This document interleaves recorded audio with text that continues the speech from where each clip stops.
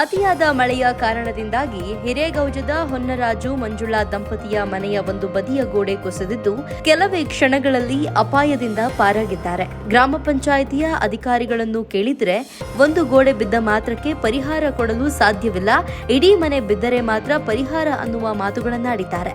ಹೊನ್ನರಾಜು ದಂಪತಿಗಳು ರೈತರಾಗಿದ್ದು ಆರ್ಥಿಕವಾಗಿ ಹಿಂದುಳಿದಿರುವ ಕಾರಣದಿಂದಾಗಿ ಸಂಬಂಧಪಟ್ಟ ಅಧಿಕಾರಿಗಳು ಇದನ್ನು ಗಮನಿಸಿ ಈ ಕೂಡಲೇ ಇದಕ್ಕೆ ಸೂಕ್ತ ಪರಿಹಾರವನ್ನ ನೀಡಬೇಕು.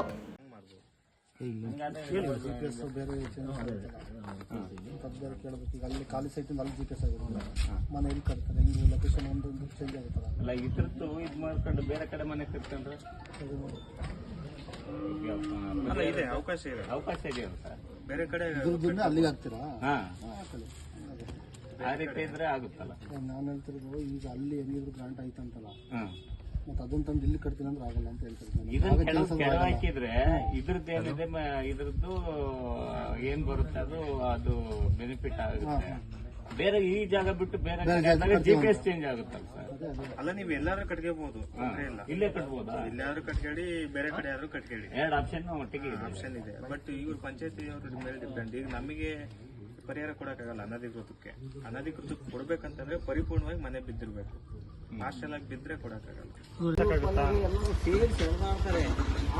ನಾವೀಗ JCB ತಂದು ಮನೆ ಪೂರ್ತಿ ಬಿಡಿಸ್ಬೇಕು, ಇಲ್ಲ ಅಂದ್ರೆ ಮನೆ ಸತ್ತು ಹೋಗ್ಬೇಕು, ಹಂಗಿದ್ರೆ ಮಾತ್ರ ಪೂರ್ತಿ ಪರಿಹಾರ. ಇಲ್ಲ ಹಿಂಗ ಅರ್ಧ ಬಿದ್ದೋದು ನೋಡಿದ್ರಿ, ಕೊನೆ ಪಕ್ಷ ವಾಸ ಅಂತ ಇರಕ್ಕಾಗತ್ತಾ ಹೇಳಿ ಯೋಚನೆ ಮಾಡ್ಬೇಕಾದ್ರಲ್ಲಿ. ಏನ್ ಮಾಡೋದು ಯಾವ ಎಷ್ಟೊತ್ತಿಗೆ ಏನಾಗುತ್ತೆ ಅಂತಾನೆ ಮತ್ತೆ ಇವಾಗ ಸರ್ ಒಂದು ಕೆಲಸ ಮಾಡಿ, ರಿಪೋರ್ಟ್ ಹಾಕಕ್ ಹೋಗ್ಬೇಡಿ, ಪೂರ್ತಿ ಬಿದ್ಮೇಲೆ ರಿಪೋರ್ಟ್ ಹಾಕ್ತೀನಿ ಬಿಡಿ, ಅಷ್ಟು ಮಾಡಿ.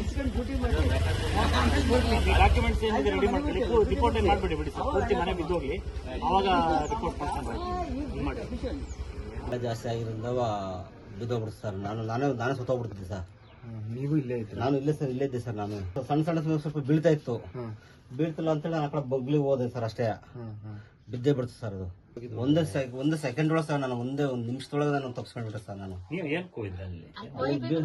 ಪೈಪ್ ಅಂತೇಳಿ ಹೋದಕ್ಕೆ ನಾವು ಪೈಪ್ ತಗೊಳಕ್ ಆಗ್ಲಿಲ್ಲ, ಬಚಾವ್ ಆಗ್ಬಿಟ್ಟೆ ಸರ್. ಒಂದು ನಿಮಿಷದೊಳಗೆ ನಾನು ಕೈ ಕಲ್ ಗಡ ನಡೋಗ್ತಿದ್ದೆ ಸರ್. ನಾನು ಅಷ್ಟು ಎದುರ್ಕಾಗ್ಬಿಡ್ತು, ನನ್ನ ಕಣ್ಣೆದ್ರಿ ಬಿದ್ದುಬಿಡ್ತು.